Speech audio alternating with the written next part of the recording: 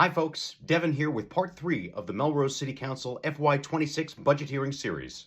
Last night we dug into the core financial and operational elements that keep Melrose running behind the scenes. From IT, pensions, and parking, here's what you need to know. Our pension budget is up 3.5%.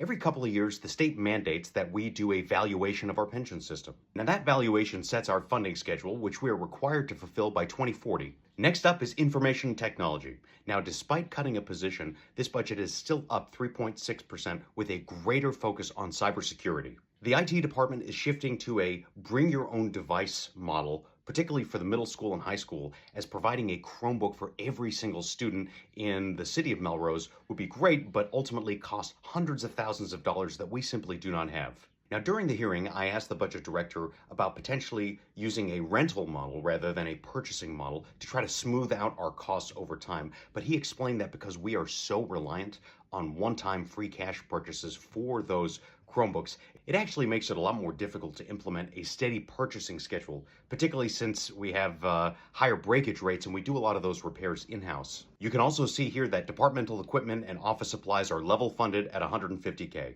Next up is capital outlay, which is money that the city will be spending on long-term assets every single year. We have $0 here. Next up is the treasurer. This department manages our municipal bond program, and those bonds fund all of our underlying long-term expenses from roads, parks, schools, any sort of infrastructure. The fine prints on these departments can be really tricky, so I want to explain it as clearly as I can. One thing to bear in mind is that the city of Melrose considers short-term debt and long-term debt in separate categories, which you'll see here. Last year we had $10 million mature, $8.5 million of which were general fund expenses, things like the ladder truck, memorial hall, road improvements, the salt shed, and school roofs. So money from the short-term borrowing on those projects was added with the new library borrowing into long-term, more predictable expenses. So that's why you're seeing a large increase in this line item. Meanwhile, the only short-term debt left in the FY26 expenses is the $5.5 million for our new public safety buildings.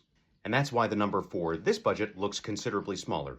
So this shift doesn't necessarily mean that we're taking on large amounts of debt. It just means that we're transitioning that debt from short-term accounts to long-term accounts where the payments are going to be locked in over the longer term and a little more predictable. Next up is Medicare. As I'm sure you're well aware, if you've ever taken a look at your paycheck stub, you see that 1.45% of your Medicare eligible wages are removed from your paycheck to pay for current Medicare recipients. So the Medicare budget is a direct reflection of how many people you're employing and what percentage of their wages are Medicare eligible.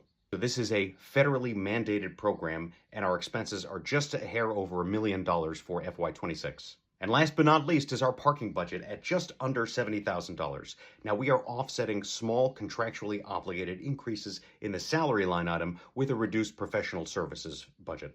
Now the parking department is really operating at the bare minimum of expenses, even going so far as to produce their placards in-house rather than contracting them externally.